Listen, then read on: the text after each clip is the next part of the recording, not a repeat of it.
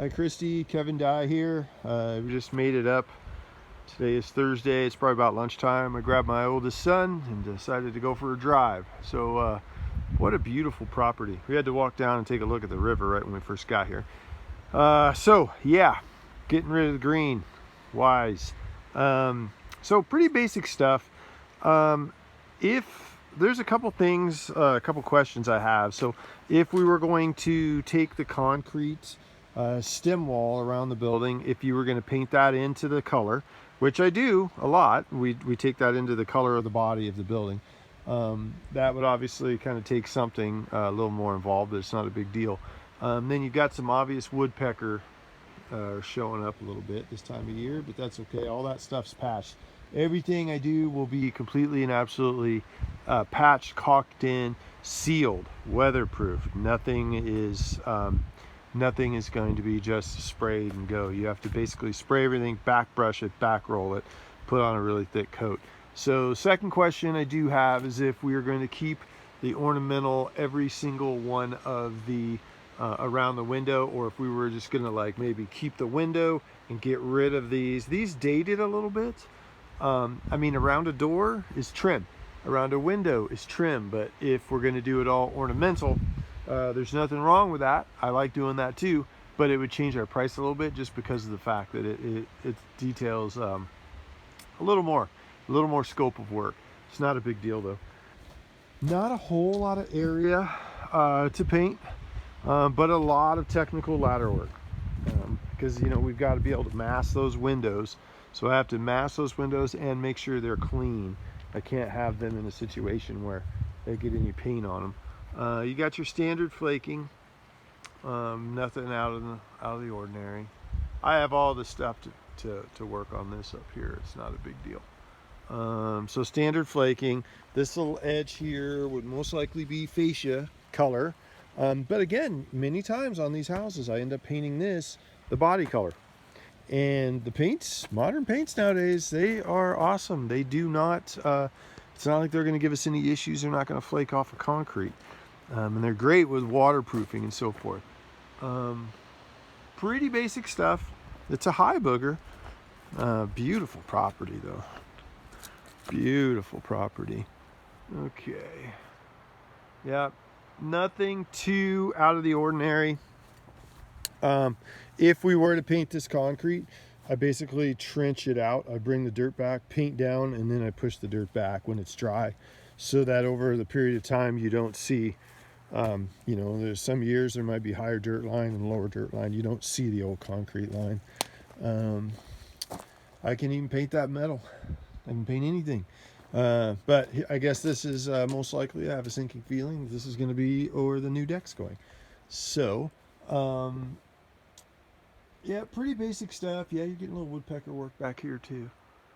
Pretty basic stuff. None of this is really out of the ordinary. These back windows back here are a little more detailed because of the fact that they're the old style and you have to go into the case. But again, it's not a big deal. I personally like to caulk in areas like that underneath that window. I like to seal things in. I don't, the more we can seal it in, the longer it lasts. And that's the reality of all of it. Yeah, man, you got woodpecker working all the way up on that. So I have a couple different, there'll be a couple questions. Easy stuff, but again, like the A at the top, some people will opt for us to just paint that into a body color so that it accents the fascia. Some people like that. Some people want the detail as you drop down. Some people want, like the little aspects of the contrast. And I think there's really no wrong answer, but one takes a little longer for me to do. I try to articulate that scope of work, that it takes a little longer to do correctly, and it has to be done correctly. So not a big deal. None of it's really out of the ordinary, and I've only done about 500 of these. So, but I gotta say, this is probably the nicest property that I've done one on, because I kind of want to walk back down to that river and just sit. But thank you, and yeah, I'll put something together and give you a call this afternoon. Hopefully this video kind of details a little bit. Obviously pressure washing when we get here, trenching if we're going to do any of the concrete work, and then painting, you know, kind of bringing the dirt back. Anything that is, everything has to be covered. Doors would be in my cost, so I would open the door, paint the door, let it dry, shut it at the end of the day. Screen door obviously would also be in my cost. All lights are removed. Cameras remain in place. I just mask them. Windows will be masked with a 3M film, which is a high-end film that lets light through, but at the same time stops all paint. It would basically be spraying on the body 2 days. It's 2 coats for the body to be sprayed. So I basically spray inside in the lands, in the ridges here, and then I back brush it. And then what I'll do is I back roll it, because we want to be able to get rid of checking. So we want these cracks like this guy. We want those cracks to actually fill up with paint, disappear. That helps with the adhesion and the longevity, because of the fact that we do not have water get in those. Once water is inside, that's where you start getting your failures of your paints. And we only use the best Sherwin-Williams paints. I don't use cheap stuff, but it's not exactly the most expensive cost-wise, but I don't use contractor grade. I use the best we can possibly get. On a house like this, I would suggest Resilience.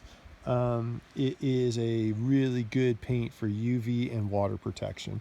And that's the trick, because you don't want to have to redo this. This is some high work and not the easiest to get to. It takes some specialty ladders, which luckily we own. So thank you for your time. And yeah, we'll talk soon. All right, bye.